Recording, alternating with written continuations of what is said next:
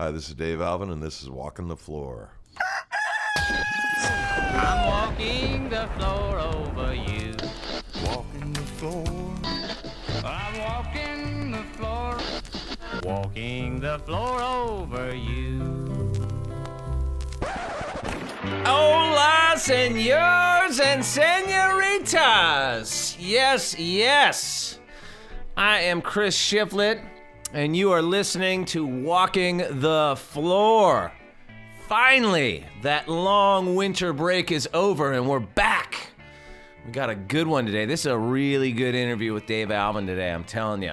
The man is like a California roots music historian. At least that's what John Doe told me. That's why I've been trying for years to get him on my show, and I finally got him, and it's great, and you're gonna love it.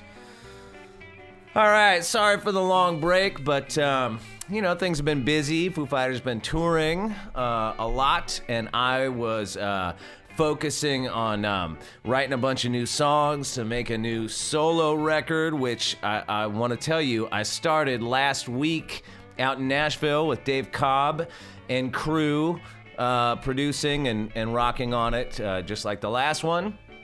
And I gotta tell you, this one's feeling a little different.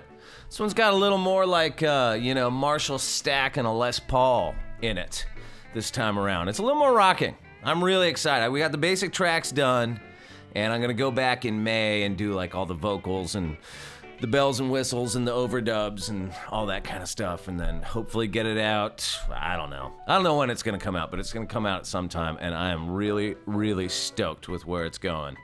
Also, while I got your attention, there's a couple gigs coming up. I don't know if you guys remember, but back in 2015, when I had a night off in Austin, me and some friends down there threw together a little gig at the Continental, and we called ourselves the Fuckaroos, and we did a bunch of honky-tonk covers, and we're doing it again. April 17th at the Continental Club, the imminent return of the Fuckaroos. Not the Buckaroos, mind you, but the Fuckaroos. And it's going to be, I think it's going to be most of the same guys. Kevin can't do it because I think he's got a conflict, but it's going to be Tom, and it's going to be Lil Joe and James, and I'm not sure. Who knows who's going to show up? I know I'm going to be there, and we're playing. It's April 17th around 10 o'clock at the Continental in Austin. And then I've got a solo acoustic gig July 20th in Boston at the City Winery. My man Rhett Miller was nice enough to throw me in the support slot on his gig there, so I'm going to do that. I think it's the night before Foo's play in Boston, so if you're in town, come out and check it out. It'll be me and a lonely little guy on stage with just an acoustic guitar as accompaniment. Okay, what's been going on in my world other than that? Oh, I probably the most exciting thing this week for me was I went to that March for Life march over the weekend, last weekend with my family, and it was great. I just went to the one that was closest to me. It was cool. A lot of people showed up. And I posted a picture of that on my Instagram feed that set off a flurry of commentary that, you would kind of expect, like, I hate you, and I'm not going to follow you anymore, and shut up and play guitar, and blah, blah, blah, all that sort of stuff. It kind of went on for a long time. That post had some life. But the funniest one to me, or the best one to me, was some guy in a very lengthy reply, called me a dumbass, and then in the same breath said I needed to take a history lesson from Ted Nugent. So Ted, if you're out there listening, please, I need that history lesson. Ironically, I've been listening to a lot of Ted Nugent lately. When I jog in the morning, when I'm on my morning jog, I listen to Cat Scratch Fever, and I listen to Free For All, because that's good jogging music. Gets you pumped up. Okay, enough about that. Let's talk about Zounds.com, your favorite place on the internet to get your music gear, man. No matter what you need, Zounds has it, and they're gonna beat anybody else's price. And at Zounds, you never have to pay full price all at once. You can split your order total over 4, 6, 8, or 12 monthly payments, whatever best fits your monthly budget. Get on over there, Zounds.com. Okay, here comes the interview.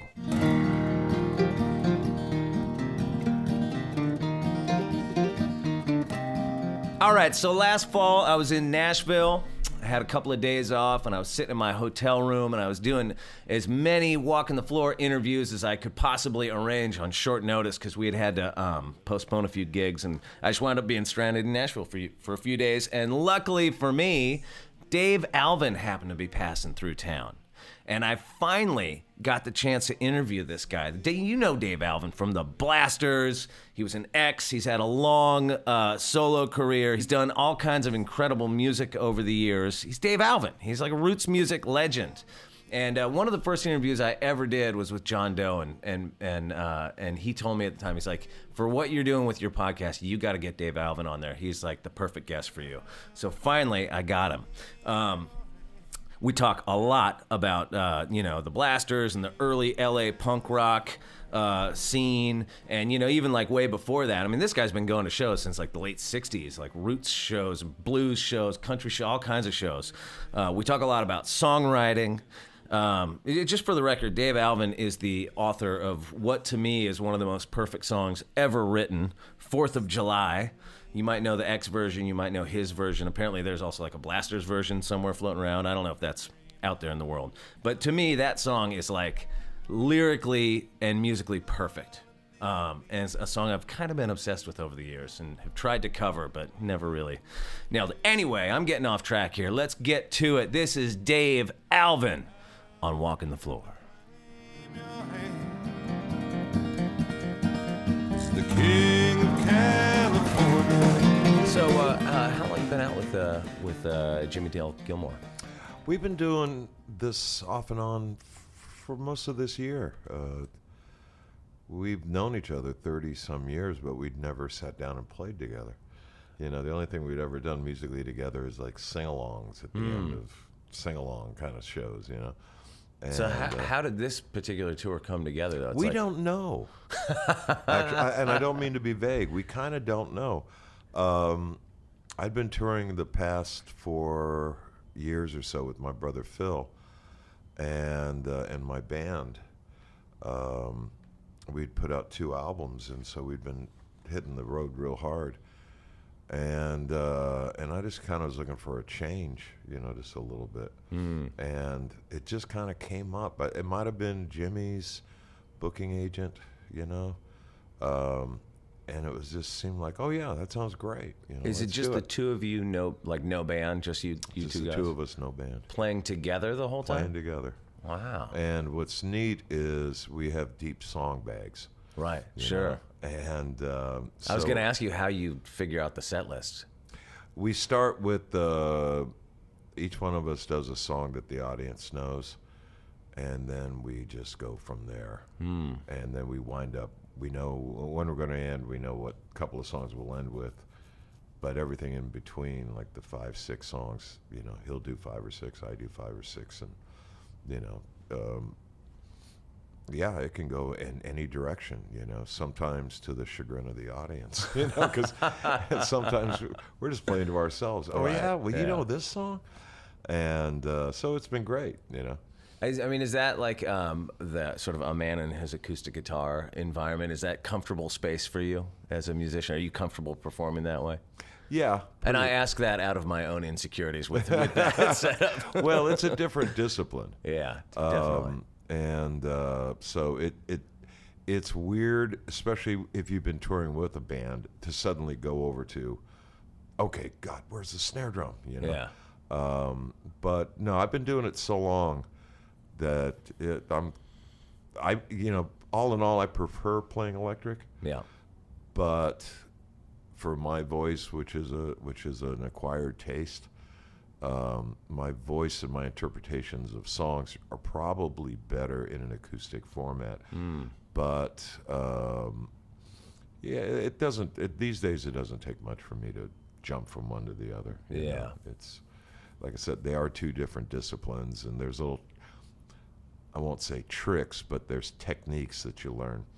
And when I first started playing acoustic, I first started doing it not long after I'd left the Blasters and left X, because I wanted to teach myself how to sing, because I'd never sung.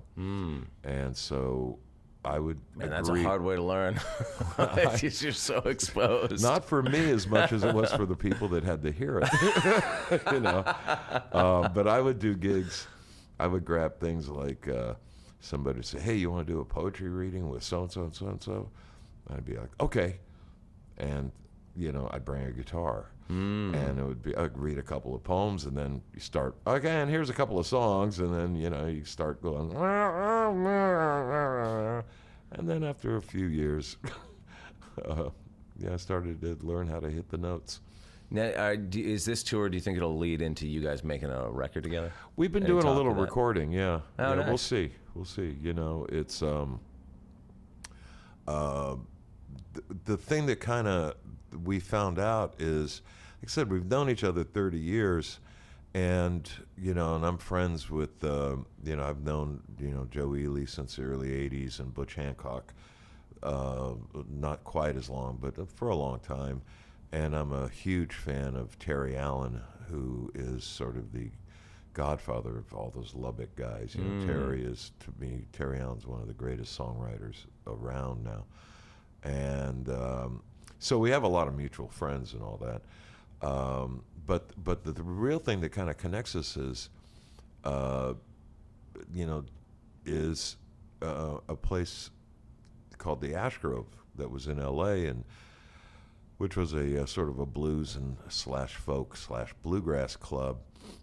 And my brother Phil and I used to sneak in there when we were little kids. Where was this in L.A.? It was on Melrose, back before Melrose was Melrose. And Melrose was just a bunch of like tailor shops and upholstery shops. Really? And yeah, it was just in this kind of unglamorous part of Los Angeles. And it was 20 some miles from where my brother and I lived in Downey. And we would, you know, hitchhike, bum rides, do whatever we had to do until we had, you know, my brother was older and he learned to drive, and then we'd go up there 4 nights a week. You know, Like, when would this been? Was this like this would have been around 70 or so. Okay. And So this is way ahead of the Blasters. oh yeah. No, we're talking, you know, I was, you know, technically we were underage, and the Ash Grove was very nice. Ed Pearl, the guy that owned it, was very nice. He only kicked us out once, you know, because you know who needs to have you know, unsupervised kids Right, in his right. club while he's putting on, you know, Freddie King or you know, Willie Dixon or whoever was playing that night. Did you get to see some of those guys? Yeah, we that was our thing. My brother and I. Well, to answer your question, Jimmy and I, when Jimmy lived in L.A. in the late '60s, that's where he hung out, and that's where he got to be friends with Lightnin' Hopkins via the Ash Grove, as did we, and in a different way. Jimmy's like 10 years older, but you know, we all were kind of like missing each other, Right. you know, and. So I was probably a 13-year-old kid looking at this guy going, "That's a cool guy." Then it was probably Jimmy Dale. You Sure. know, who So, knows? did you actually get to know Lightning Hopkins Yeah, at that point? yeah. What was that Well, no, experience I don't like? think anybody knows Lightning Right, Hopkins. right. You encountered him. We followed, you know, he spent, as Jimmy says, you know, Jimmy never saw Lightning in Texas. He saw him in L.A. And in those days, Lightning was spending a lot of time in Los Angeles.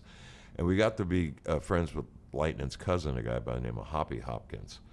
And because Hoppy Hopkins used to drive, he had a Cadillac and he worked at the Miller Beer Company, the brewing plant up near Duarte. And he was the guy that would drive Big Joe Turner around to gigs. And Big Joe Turner was the guy that he became our mentor and our friend. And he taught my brother Phil how to sing, and you know, so yeah, we got to be friends with a nice amount of, you know, T-Bone Walker and people like that, and but yeah, Lightning we used to follow around just because Lightning Hopkins was the coolest guy you could ever want to be, you know. I just interviewed Tony Joe White yesterday. yeah. And he told me a story about he recorded a record, I guess, in like a day with Lightning. He said Lightning Hopkins walks in, goes like, "Hey, you know how to play guitar, boy?" You know, something like that. And he just started recording songs. They recorded a whole record. Yeah. Apparently, Lightning Hopkins got up, walked into the control room. The guy put like $1,400 in crisp $100 bills into his paper sack, and away he went. Yeah. And that was it. Yeah, my friend Bruce Bromberg produced that record. Oh, really? Yeah, and Bruce was one of the owners later on. Was one of the co-owners of High Tone Records, and so it was an album, California Earthquake, and I did a gig back here in Nashville for that Americana music thing, and it was a thing for the record label I'm on, Yep Rock, and Tony Joe White was on the bill. So we were backstage talking about Lightning, talking about that Comparing record notes. and everything. But Lightning was,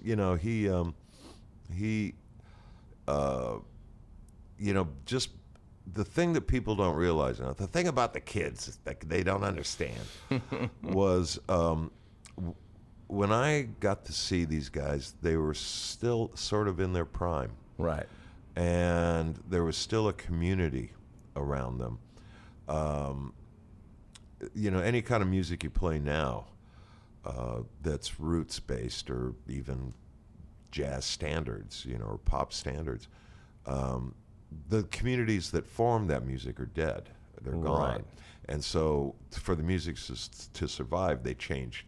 A different community adopts it. And that's true with bluegrass. That's true with blues, rhythm and blues, soul, rockabilly, honky-tonk, whatever you're playing. Right. You're playing a variation of what was done for a community. Right. It's like with punk rock. When punk rock started, there was a punk rock community. Sure. And then punk rock got big and the community changed. And, what often happens is, like saying punk rock, the people that were into it in 1978 are now into, I don't know, whatever, organic farming, Right. whatever they do. Sure, but they move on and or a lot of them die, But so we got to see these guys. Especially, we would go to a place like the Ash Grove that would have, say, a sort of a magnificent but relatively obscure blues guy like Johnny Shines, who we loved, have him for 4 nights. And there were, there'd be 2 shows a night. So we would go 3 nights, and 2 or 3 of the nights there'd be 10 people in the audience, Right. And you really got to be intimate with them. But, with other people like T-Bone Walker, Big Joe Turner, we followed them. They lived in L.A., so we would go to their local gigs and in bars on Central Avenue or Florence, and sneak in there. Sure. And that's how How are you getting away with that at such a young age? I think because... Like, what were you telling your parents? Well, my dad was a union organizer, and he was gone a lot. And my mother had been a contortionist and small-time vaudeville dancer in the 30s. So Really? She understood kind of the lure of the stage. Right. And my old man had in the early 30s, my old man had a singing group out of South Bend, Indiana called the Ramblin' Boys. And they were like It's a a vocal classic quartet. country name right No, there. it was a vocal quartet. okay. They were doing like, Mills Brothers kind of stuff. And so he kind of understood it too. Right. And I think the main thing was if we weren't getting, well, sometimes we didn't tell him where we were going. Right. But There's other always times, that when you're a teenager. And other times, as long as you're not calling to get bailed out, Right. And it was different then, it was a less paranoid, fearful society. Right. And than the one we have now. So, but we got to see those guys sort of, like I said, in their prime where they still had the power. And if you ever look at films of, say, Howlin' Wolf from the late 50s, early 60s, there's a power in his performance. Every gesture, it's almost like kabuki. Every gesture means something. And you just sit there and go, wow, he lifted his arm, and so it's anyway. I was thinking about that. I mean, this is a total left turn, but Yeah. I guess it's related. I was thinking about that when I saw the Stones a couple of years ago. Mm-hmm. How, being in a rock band nowadays, the dynamic of it is so wildly different than it was in there. And like, and all the bands I grew up in, it's like everything was like really amplified. Big move, jumping around. It was almost like sports rock or something. You know what I mean? And there you have Keith Richards on stage who doesn't move the whole show. And the one time he goes, and moves his elbow, 20,000 people lose their mind. You know what I mean? It's true. It's a different kind of power. Well, when what happens when rock music or any kind of music transitions into arenas, the way you play the music changes. And I learned that early on. The Blasters, even before we were signed to Slash Records, we did a tour opening for Queen. Right. And how did that go? Oh, that's a whole podcast unto itself. But the one thing that's on topic, we were a bar band playing, rhythm blues, and old rhythm blues. So there was a lot of walking bass lines, and we played it fast. Yeah. And there was a lot of ride cymbal. Yeah. And so we were tight, and the guys in Queen were wonderful guys and very supportive, and they had asked for us. Yeah. And so while their audience of 17,000 people are throwing cherry bombs at us and booing us, the guys in Queen were just like, God, you guys are great. But the bass player, I can't remember his name. John Deacon. John Deacon. Yeah. Brian May, Roger Taylor, everybody's a great guy. Yeah. But we were talking, and he said, he goes, you're going to get a record deal out of this. And I said, no, we're not. Not with 17,000 people booing us, we're not. Yeah. And then he said, well, you know what it is? He goes, he says, when you play arenas, he says, less is more. And he goes, so when we sit down to write songs, we're not thinking about, we're partially thinking about is the person on, hearing it on the radio or sitting at home listening to it, what are they going to feel? But he goes, but we're also thinking, how does this work in our venues, which means arenas? So he said, so instead of the drums being, it's right, because it's how the sound reverberates inside arenas. Oh, interesting. So Good then you advice, you get we will rock you, and you're that's lowest, cutting it down to right. the least amount we have to play, because of the reverberation, the echo, and I think it translates visually too, especially when you get to be someone like the Stones, where any gesture you make is meaningful, or Bob Dylan, Bob smiled, oh my God, so yeah. It's interesting, that era, because I remember the Stones took the Stray Cats out around the same time, which I know was like a big break for them too. But because all that generation of musicians, the Stones and Queen even, grew up listening to roots music. So to them, it was in rockabilly and all that sort of stuff. So to them, they're like, this is our shit, Yeah. Yeah, well, the Stones are always pretty good about that, Right. And that's what they started playing when they started playing. And I don't think, I think when you play music for a long time professionally, with the Stones, maybe with a few exceptions, every change that they've made has been an organic change. Right.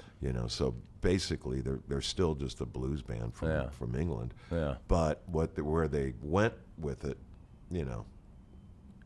I don't think when Keith Richards plays something like "Miss You," that's basically just a blues song. Sure. It's just a different rhythm underneath on the floor, it. Yeah.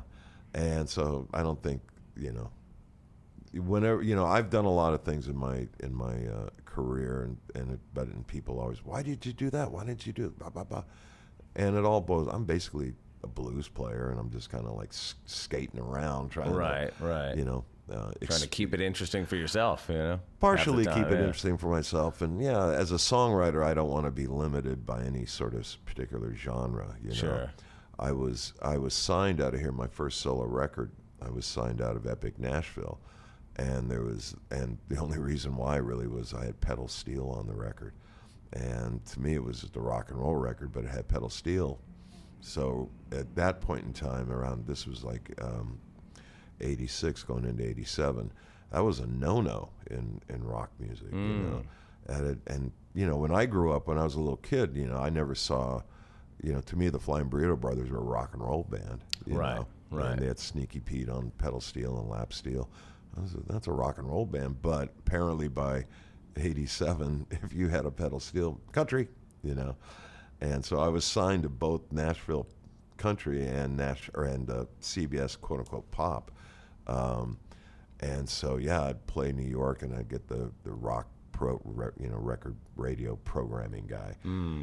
If you take that goddamn pedal steel, get rid of that shit, I'll go to the wall for you. Yeah. And then I'd come here, and in those days, there wasn't really the rock influence in Nashville music as there is now. Right. And so then I'd get shit from the guys at Epic. You got them rock and roll goddamn drums, Right. Can you guys dress nicer? Yeah, these days. Yeah. I guess that's out of the window now. Yeah. These days it's a whole different ballgame. But back in those days, it was still transitioning from, what I would call country music into what I think of now as just Nashville pop music. Right. Sure. And so drums were a big issue back then. Drums here, pedal steel in New York. Both were hated. You mentioned the Flying Burrito Brothers. Yeah. I had read a Graham Parsons biography a while ago, and it talked about in there that he would go out to some honky-tonk in Downey and go get up with like the house band, people would like almost drag him off the stage and kick his ass. He had long hair, whatever, you know what I mean? And it sounded like it was like some kind of like hardcore honky-tonk in Downey that he would go jam at. Do you have any, do you know what that would have been? There was that whole area, the southeast side of LA where we grew up was a melting pot, and there was a,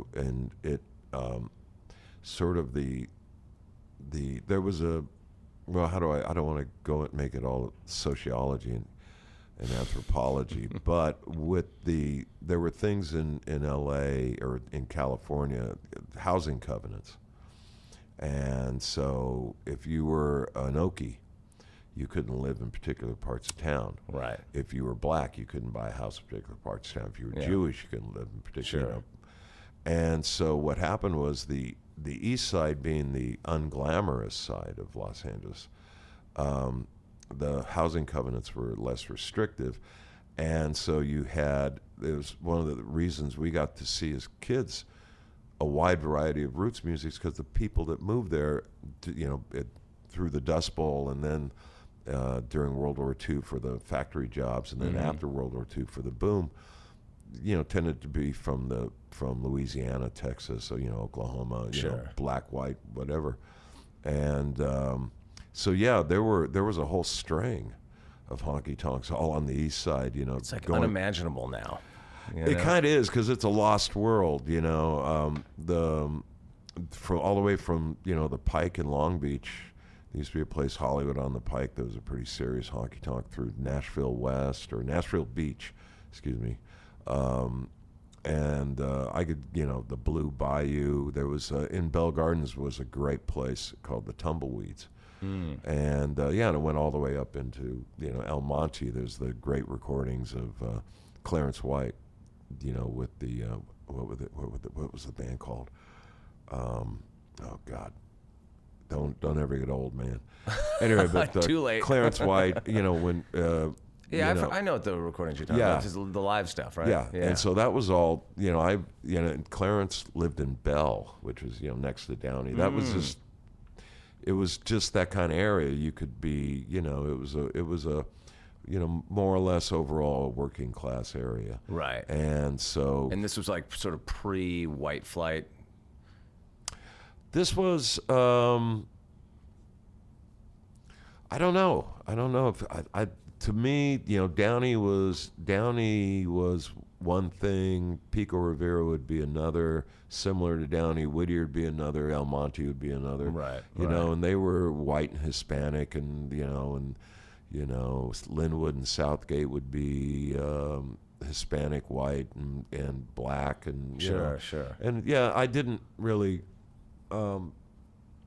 on a sociological level, I don't know Right. whether it was. I would. It was this. But it was like solid working class section of LA. Overall, Right. and that's why it was never glamorous. Is that why your dad was there? Because you said he was a union organizer. Yeah, because there were steel mills in Maywood. There were steel mills in Southgate, Fontana, all that. And my dad was an organizer for the Steelworkers Union. Okay. So, so it was a great. God, you do not think of LA and steelworkers going hand in hand. I always just kind of imagine all the good jobs at that time were in the aerospace industry, but that's interesting. There was that too. Downey had the North American Rockwell, and Long Beach had McDonnell Douglas. Sure. But yeah, there were Kaiser Steel mills. There was a huge Kaiser Steel mill in Fontana, of course, which is gone, and the huge Bethlehem Steel mill was in Maywood, which is just on the just right on the LA River, on the east side, and so it was a melting pot. And it was a working class melting pot. So anyway, I can't remember what the story was. Graham Parsons.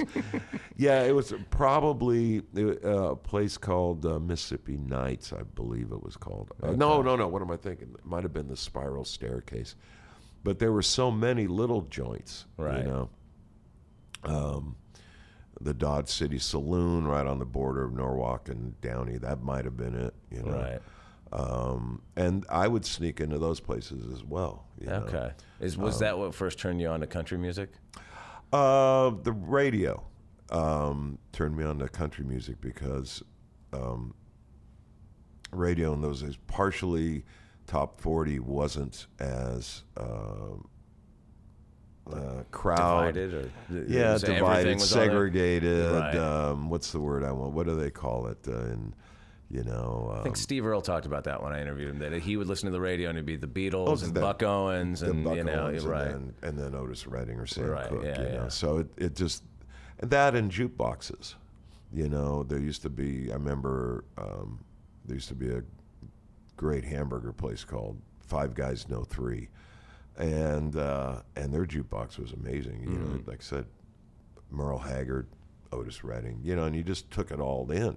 Yeah. And especially when you're real young, you don't know the names of genres. Sure. It's just, I like that song. I don't like that one. This one's interesting. What's that sound they're making? And so if you're hearing the Beatles and then, you're hearing Buck Owens, that all sounds like an equal playing field. It's right. not like, God, it's going to really bugging me now. What do they call it? Where they, not crowdsource, it's where they, they try to identify for marketing purposes, right down to this is what they do and this is where how we're gonna market it. Right.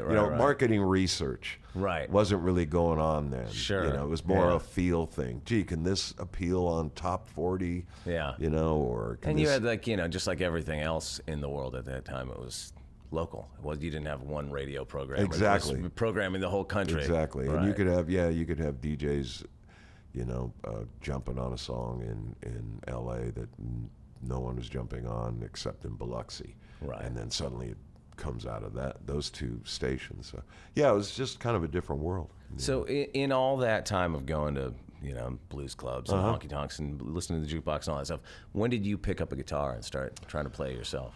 Probably about 10 years ago. No. Well, you've come a long way. Well, where we grew up, for whatever reason, there was a ton of great guitar players, older guys. I was the youngest, and there was a guy named Mike Roach who was just magnificent guitar player, and he was going to have a big career, except he may have had some bipolar issues, and he augmented that with LSD. And sent him to the Norwalk Insane Asylum for a while. But he was a brilliant guitar player, still is, I understand. A guy named Gary Massey who only played like three guys. He could play like Jimmy Reed, he could play like T-Bone Walker, and he could play a little bit like Kenny Burrell, and nothing else. Huh. And so anyway, those guys were the older guys, and my brother started having bands when he was 13, and so I'd be 10, 11. And then when they take a break, I'd run over and pick up the guitar, and I'd study the guy's fingers. Yeah, sure. And I'd try to make the same, And so that's kind of when I started playing, but it kind of went, the sort of intimidation factor of the older guys being so good. But also when I was like 13, I saw Jimi Hendrix twice. And that kind of... Was that inspiring, or was that like, I'm never going to be able to do that? It was both. It was both. Because just the whole thing was inspiring. His physical presence was inspiring. The fact that, unlike a lot of pop music today, or even guitar-dominated music today, there was you had no idea what the hell was going to happen with Jimi Hendrix. Yeah. You had no idea. I don't think his bands had any idea what was going to happen. Sure. And that filtered through the crowd of this. That's why everybody was kind of like sitting on, what's he going to play next? What note? Oh my God, because there was, the Grateful Dead had moments in their shows where nobody knew what was going to happen. Bob Dylan, nobody quite is sure what Bob's going to do, I think people are still not sure quite what Bob's going to do. Yeah, exactly. He's been able to carry that. But Jimi Hendrix was, like physically, musically, philosophically, it was the end-all, be-all. I saw that, and I was like, what I decided was never try to play like Jimi Hendrix, because you can't. It's almost, it's like guys that saw Charlie Parker and was like, I got to play like Charlie Parker, That's a good lesson to learn early. It kind of was. I mean, there are times. Right. There were times when I'm in, when there's a moment or two, maybe I can, like sometime when I was in X, and when I joined X, and suddenly I'm playing through a Marshall stack or a Randall imitation of a Marshall stack. And one of the things that happened in X was where with Billy, it had been played the song exactly the same every time you play it. Right. And any variation was all in John and Exene's vocals. But musically, it was going to be the same. Sure. I played this lick in 1977, and I'm going to play it in 2007. Yeah. But when I joined the band, because we had our time together with the Knitters, and the Knitters was pretty free form and open, and so then X became, for a while, you didn't know what was going to happen. Johnny Hit and Run Pauline, which would be, I think, 2 minutes and 15 seconds or 30 seconds on their first Slash album. There were times that it became 8 minutes long, because DJ Bonebreak and I would get off into something. And so that's when I would kind of like, hey, I can kind of get away with a little Jimi Hendrix here, maybe. Since you mentioned X, how long were you in X in total? 2 years. Was it that long? Just about 2 years, yeah. Okay, I see. In my mind, I thought it was a briefer stint, and I was wondering why you didn't play on See How We Are. I did play on See How We Are. Oh, you did play on See. Oh, yeah. I thought that was Gilkison on that one. Tony's on there. Yeah, so you both are on there. Yeah. So are you playing on the whole record? Are you playing on 4th of July on there? When I left the band, I don't think anyone had ever quit X. And it's not that I didn't want to be in X. It's just that what I learned early on, we had this like wonderful honeymoon period where we went out. I quit the Blasters after this terrible gig in Montreal where we were all throwing things at each other. And I had a Knitters gig the next night at Irving Plaza in New York. And I got on a plane, got off the plane, went directly to sound check, and walked in, and John and Exene came up to me and they said, we just fired Billy. You want to join X? And I was like, sure. And that was it. So then I had to learn like 32 songs in 2 weeks. Right. And then we went out and did a tour of the South. And it was wonderful. It was a release for all of us because they were kind of chafing at the reins of being who they were supposed to be. And I was chafing at the reins of being who I was supposed to be. Sure. And so it was great for a while. But what I realized early on was when it really all boiled down to, because there was pressure like, oh, he's not as good as Billy, he can't play like Billy, all that kind of jazz. And I realized, you know, you could have a duck up here in high heels and a dress playing guitar, and nobody's going to be looking at that duck. You know, the focus of the band is John and Exene, and then every now and then people look around. Hey, look, DJ. You know. Yeah. And I think that Billy did a remarkable job of creating or augmenting his own character into this other image, so that there would be something else, another power force within the band. And so I was having a ball, but on the other hand, it wasn't my band. Right. You know, the Blasters were that was me and my brother's band, and that's what, you know, we would fight to the death for that band. And in X, I realized that's John and Exene's thing. Right. I'm just the duck. Right. You know, and then Tony, who was a friend of mine, you know, we were trying to move the band away from da da da da da da da da, you know, eighth notes, and get into other grooves and possibilities. And the audience, certain segments of the audience didn't want to have anything to do with that. They wanted to keep X at the Mask in 1977. And I understand that too. You know, I want to, in a way, I want to keep Muddy Waters on the South Side in 1952 so that I can see it live. You know, I mean, I can dig that sentiment to some extent, but but at the same time, See How We Are is one of my favorite X albums. I mean, it might be the one that I go to more than any other. It's when I want to listen to some X. Yeah, it was a difficult record to make, and it was. I have a lot of problems with the record. Some of my stuff, when I quit the band, was erased or magically disappeared. Right. You know, because there was a little anger. Well, he's not here. Let's move that fader down. Well, yeah, kinda, but, and I understand that too. But the whole process of making that record was terrible. Yeah.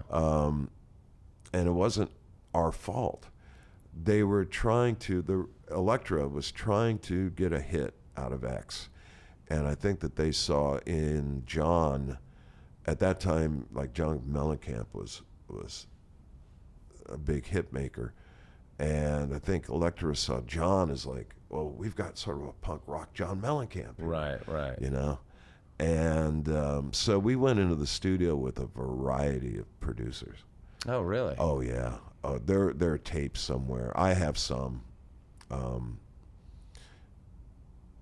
We went in with Don Gaiman, who I had worked with the Blasters on a few songs that he had produced with Mellencamp with us. And we went in with Dave Jordan, who I really enjoyed. Dave had engineered Rolling Stones records and done all these Jane's Addiction. He went later on to do those records, and a real rock and roll guy. And he got fired because he refused to have the record company or the managers. They were not allowed to come to the sessions, which I thought was great. You know? Right. And but that got him fired right away. And I put up money to have my friend at the time and my neighbor Al Cooper, the keyboard player, produce a track. Just like, Al, throw your friggin' hat in the ring. Yeah. You know?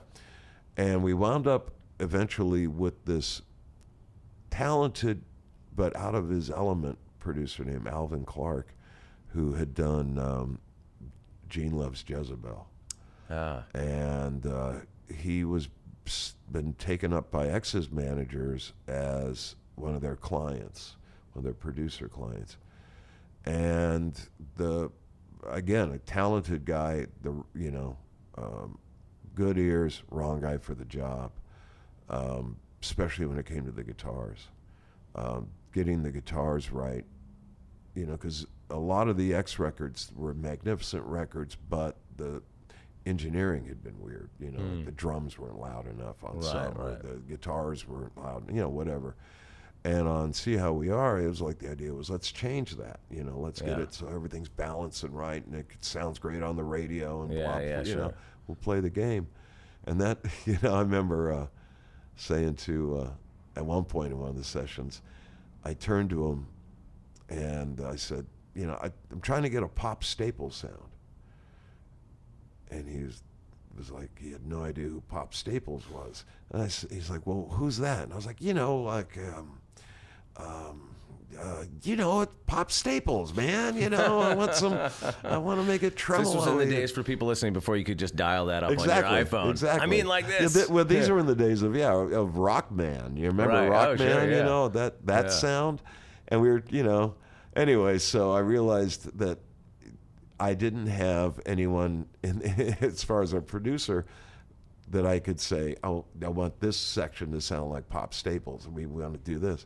He was just like, I don't have no idea what you're talking about. And I said, all right, Creedence, Born on the Bayou. I've heard it, but all right, never mind. And so, yeah, it was really frustrating because like the stuff we recorded with Dave Jordan is friggin' great. Really? Yeah, it's real Did rock and roll. any of that ever see the light of day on a box set or anything? I don't think so. I know some weird stuff came out on an X compilation from about 20 years ago that Elektra did, but it probably got swiped. Got erased. Everything. In those days it was to save money for tape. Sure. But he was great. But yeah, we went through 4 or 5 producers before we landed on Alvin. So it was really frustrating. What was the story with the song 4th of July? Like, because I read that started as a Blasters tune, and there might even be a recorded Blasters version somewhere. There is a recorded. It's complicated. Because your version of it and the X version of it are very different. Yeah. And so I didn't know if that was something that you and John Doe worked on together, if that was something you already had, or if it was collaborative in any way. No, there was a contractual clause in the Blasters contract with Warner's, a leaving member clause, meaning they could drop the band if Dave Grohl leaves the Foo Fighters, you might get dropped. I'm sure that's in the contract. So there was a thing with my brother and I. If either Alvin brother leaves the band, the Warner Brothers could drop him. But Lenny at Warner Brothers didn't want to drop him, and I agreed because I left so suddenly. I agreed. Okay, here's what we'll do. I will write you an album of songs, and play the guitar on the record, and then you can get someone to take my place and continue on. So we had known Nick Lowe for a while, and so Nick Lowe, Warner Brothers thought it was a good idea to produce us, and we thought so too. And so then Nick Lowe came over from England, and I'd sort of been writing songs, but I'd gotten to the point where I'd kind of written all the songs I thought I could write for my brother. And I had decided I'm just going to write whatever the frig I feel like writing. And, because when you're in a band and let's say you wake up in the morning and you start writing a polka. This is the greatest polka ever written, man. Oh, wait a second, I'm in a band that doesn't play polkas. Screw it, throw the song away. Yeah. And in the Blasters, I knew what the guys would play, what they wanted to play, what they hated, this and the other. And so I had left the band, so I decided, okay, I'll just write whatever the fuck I want to write, Yeah. And so, yeah, I wrote 4th of July in a bowling alley. I got the idea in a bowling alley, and it was based off of a 3-page poem that I had written. And then I realized I was just watching I was sitting there with my girlfriend at the time, and we're drinking, and it just, it was one of those times when you just go, oh, fuck, I got a song. Right. It's like, it's like, like, oh, God, I got to pee. It's the same feeling. Yeah, God, I got a song. I got to write this one down. And then I, drove her home, went to my house, and about 2 hours later, I called her up and played it for her over the phone. So then I go over to Nick's hotel room when he gets to town, and I play him the couple of things that I had been working on. And Nick Lowe changed my life right then and there, much to, I'm sure he regrets this, but he said, your brother can't sing these songs. And I said, well, that's a problem because I'm writing and I kind of knew what he meant, and he just says, no, you should sing it. And he goes, and your brother, I had another song that was bluesier, and I think we were discussing a certain Otis Rush cover that we were going to do. And Nick was like, your brother can sing those two. That's more his style. goes, this one, that's your song. You sing it. And I said, and this is where my life changed. I said, I can't sing. And Niccolo says, well, neither can I. He goes, but I've managed to make a living doing it. And that changed my life, you know. And so then, yeah, we cut it, and with me singing, which pissed off my brother to no end, and he hated Nick and because it was kind of ridiculous when you get down to it. I'm not in the band. Right. You know? Right. And I kept saying to Nick, that was not the time to make your vocal debut in the Blasters. Yeah, it's not like, okay, we're going to put this out as the Blasters with the guy singing who's not in the band and has no intention of coming back. And so then I took the demo. We made we re-recorded these songs, and then I played the demo for a few people. And when John heard it, like I said, I'm already a member of X. He's like, we got to do that song. That's our song. Blah, blah, blah. And I said, that's fine with me, but the Blasters on the other hand. So anyway, the Blasters wound up getting dropped by Warner Brothers, and X did the song. They did it differently. It was a little more, we went through a variety of incarnations of it where it got more eighth notey. Right. Just to kind of hit 80s radio, which was eighth note central. And, but overall, basically, a good song can be done in a variety of ways. So it always evolves. Well, the way I do it now is different than the way I did it when I first recorded it or wrote it, and I do it differently acoustically than I do it electrically. Right. I'm blessed. I never get sick of my songs. Partially I can't believe I wrote them. Right. So I'm still always amazed. God damn, I wrote this? Shit. That's pretty good. Yeah, exactly. Yeah. When I'm good, I'm pretty good. Well, how did you emerge as the chief songwriter or just the songwriter in the Blasters? I had studied poetry at Long Beach State, and I had a few great teachers, Elliot Freed, Richard Lee, and a guy named Gerald Laughlin.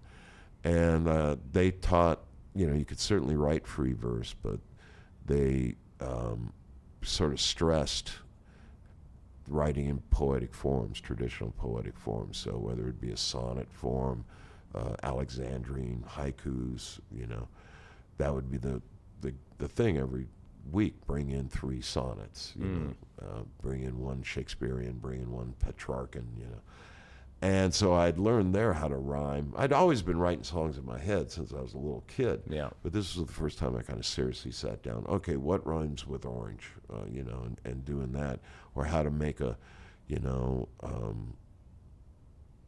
make June moon, June spoon, maybe broom.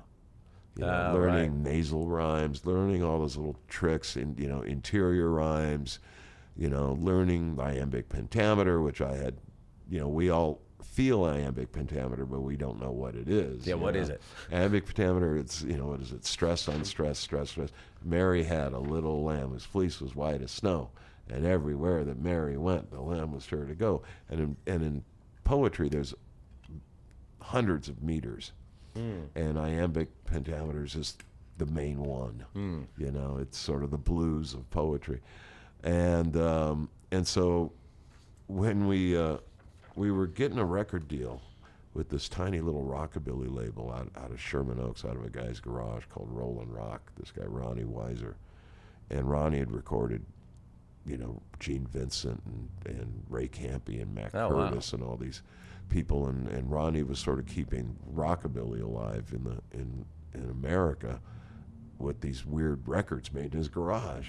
And so he wanted to do a record with us, but he said, you got to get some original songs. All you got is these Junior Parker, these Howling Wolf, and Carl Perkins. I mean, they're great, but I need some original songs. And so then we said, okay, everybody meet at band rehearsal next week, and everybody bring in 3 songs. And I brought in 2, and nobody else brought in anything.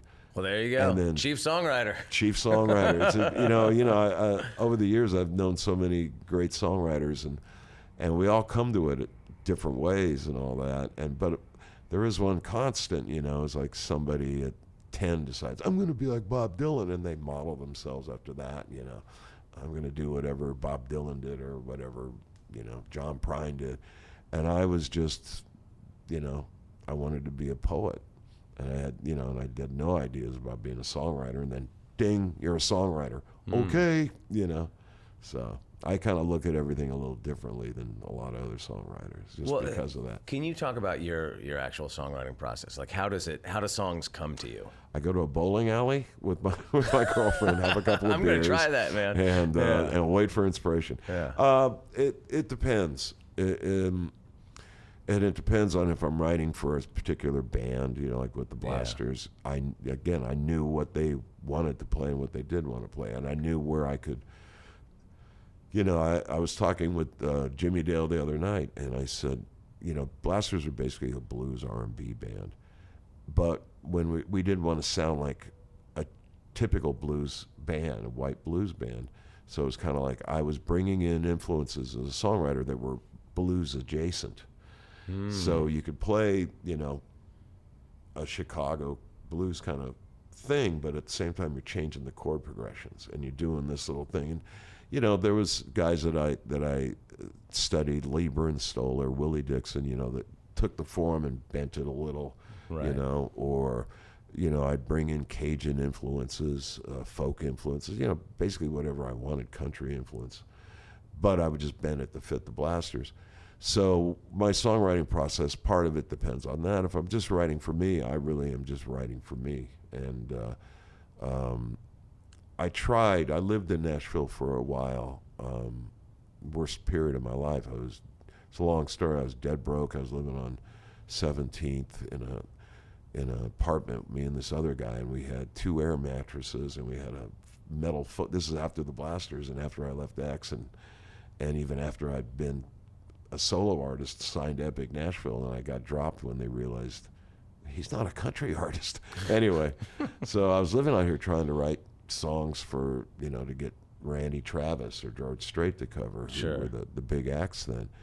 And so that was more of a process of sitting down. I'd go every day to my publisher's office where we had a writing room, and I'd co-write with great writers, and we'd just write crap.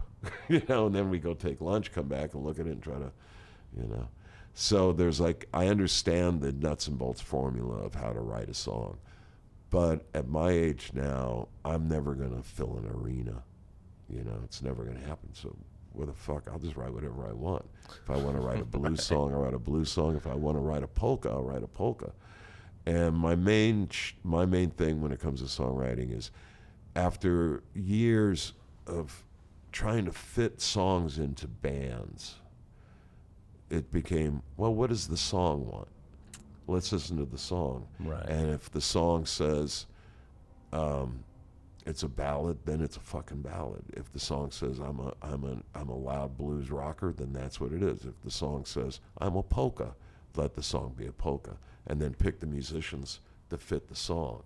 Right. And so that's really, it just comes down to what's best for the song, and then that comes down to, and what the song says and how it says it is just what interests me lyrically, Yeah, it's a funny thing with songwriting, because sometimes you can get stuck on an idea, or you think your idea is done, and then somebody will flip it on its head for you. Somebody, your producer, your bandmate or whatever, and then turn, change the groove or something. All of a sudden, whoa, it's this entirely different thing. We also have the problem of when you're a young band, you tend to be playing 5 nights a week, maybe, especially if you're in a scene like LA was in the early 80s, late 70s, where you could play around town and you could, get your songs together in a live, setting. And so you write a song, and then you're playing it 2 nights later because you're in a band, and the band rehearses every day because we got nothing else to do, and God damn it, let's play music. This is great. There's some girls. Oh my God, where's the beer? And you're playing it every night, and then you go in and you make that first record, and so that first album is the summation of your life up to that point. Yeah. And then That's why band's second records are it's so always often weird, the difficult one, And it continues through your career, in that you learn. The one thing I've noticed with me is songs it's always evolving. I consider songs sort of like Bob Dylan does. they're works in progress. Right. And the way you recorded it one year, I understand playing songs the same way every time you play it. I understand that. And some songs call for that, but other songs call for, let's fuck this one up. Right. Or let's, hey, drum solo, right now. Right. Yeah. You're not expecting it. The musicians that play with me in my bands are used to me just, flying now off you, the cuff. bass solo, Yeah. or, keeps everything fresh, but also your understanding of a song, especially the better songs, they can morph. And again, it goes back to what I was saying about Jimi Hendrix. I like that thing of you're not quite sure what's going to happen. Sure. I like James Brown and the JBs and the famous Fabulous Flames because it was a tight precision unit, but you still had James Brown and you still weren't sure what he was going to do. Sure. And so when I go out and play my band, we have a vague idea of what's going to happen. We're going to start at point A and we'll end at point Z. But around point 11 or point L, it may be point 11 instead of point L. Anything could happen in certain sections. And so by doing that, you get to understand your song so that maybe 10 years, 15 years down the line, I've had the experience of doing a song and going, oh man, now I know what this song's about. Right. Oh, I get it now. Oh, I'm an idiot. And I wrote it. Yeah, that's amazing. Yeah, sorry. I mean, you mentioned the late 70s LA punk rock world. How did the Blasters become kind of lumped in with that? We started. Were you going to punk rock shows in the early days around LA? Yeah, because we used to hang out at this place called the Ash Grove, which was a certain sort of community. And then when the Ash Grove got burnt down, that community was dispersed.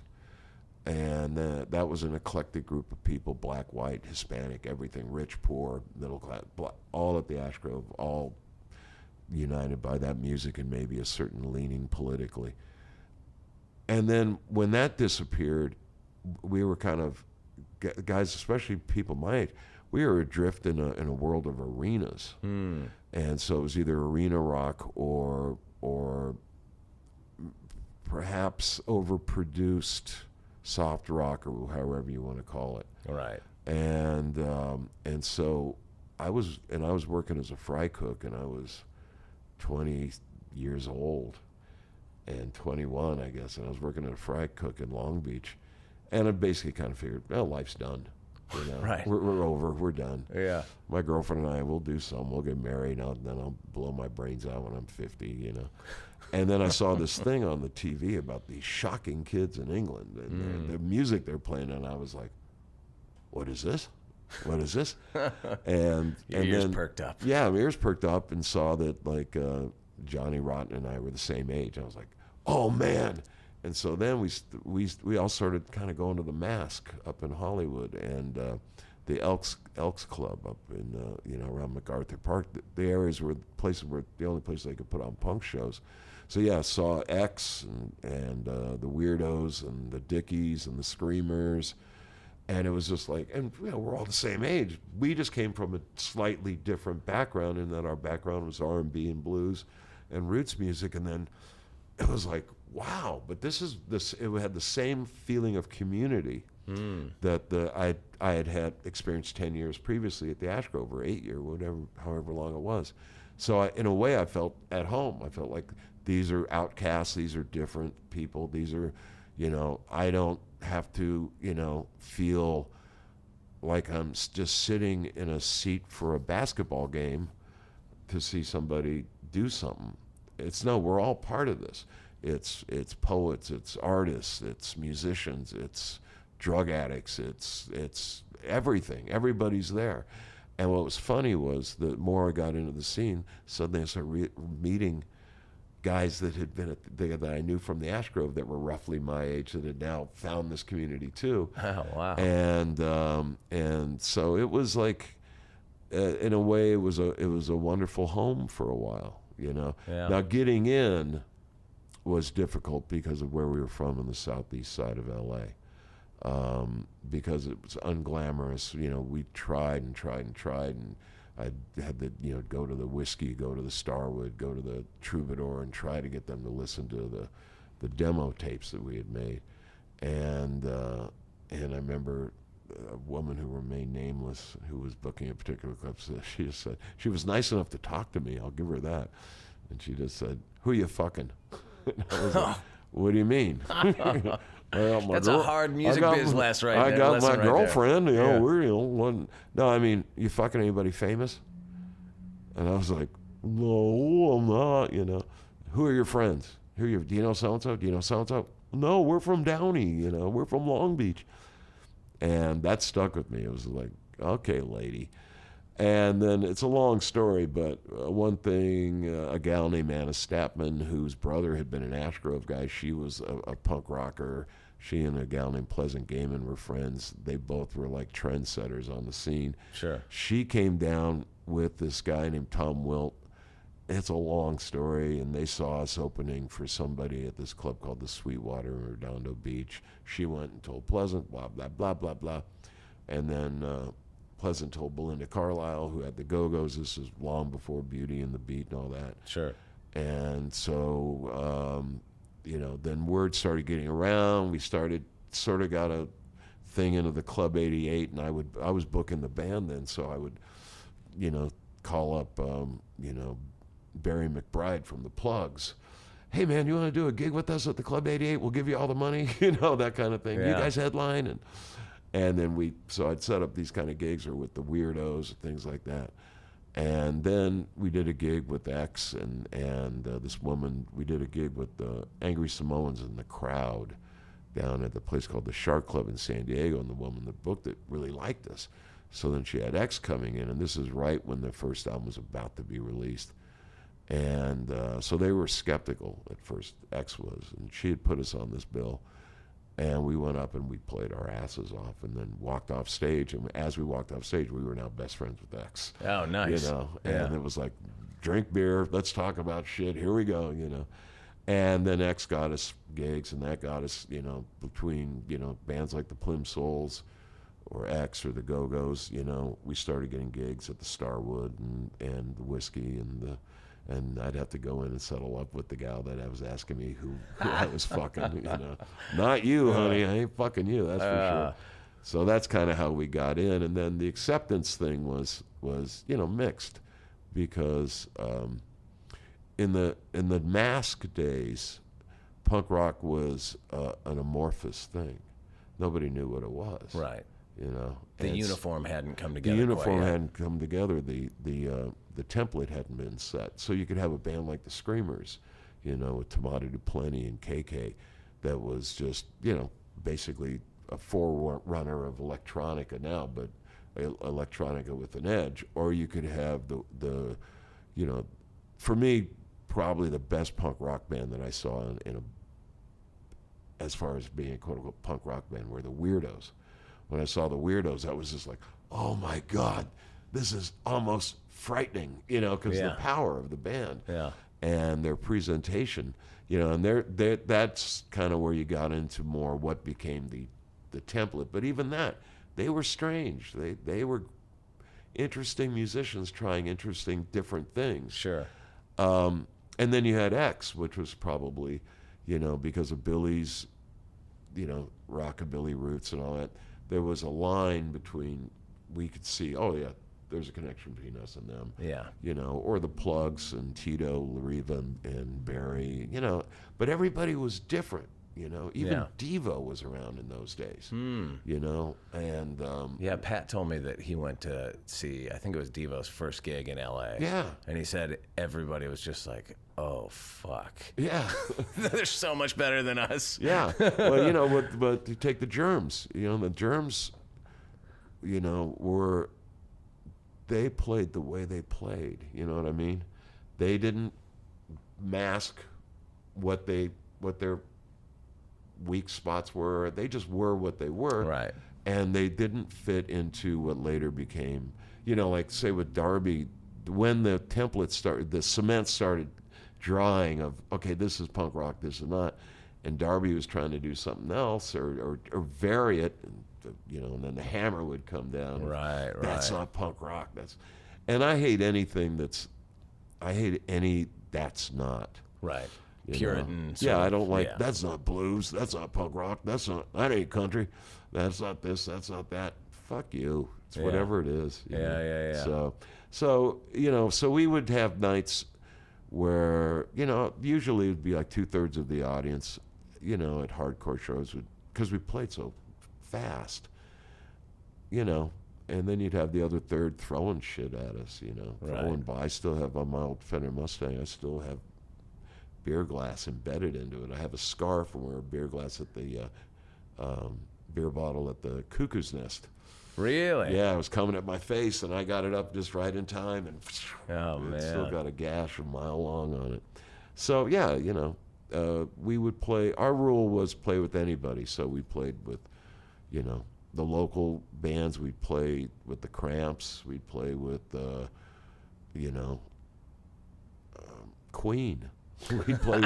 We'd play with Asleep at the Wheel. In those days, we didn't care. It was like, let's get as much, we want to get in front of everybody so we can take, we got some people that like us from Asleep at the Wheel. There's some that like us from Queen. There's some that like us from, playing with X or this, that, and the other, and build them into our crowd. Yeah.